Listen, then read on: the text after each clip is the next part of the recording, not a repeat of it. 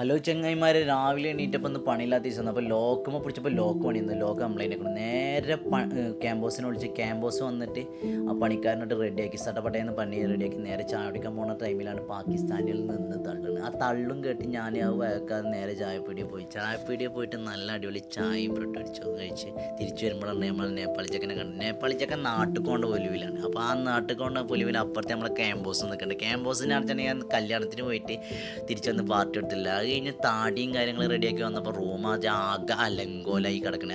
അലങ്കോലായ room റെഡിയാക്കി വന്നപ്പോൾ തിരുമ്പാനുള്ളതൊക്കെ എടുത്ത് നേരെ നമ്മൾ വാഷിംഗ് മെഷീൻ്റെ അടുത്ത് പോയി. ആഴ്ചയുള്ള ഒരു വട്ടത്തിലുള്ള തിരുമ്പലാണ്. അപ്പം നമ്മൾ വിചാരിച്ചു കുളിക്കൂല, അത് കുളിയൊക്കെ ഡെയിലി ഉണ്ട് കേട്ടാ.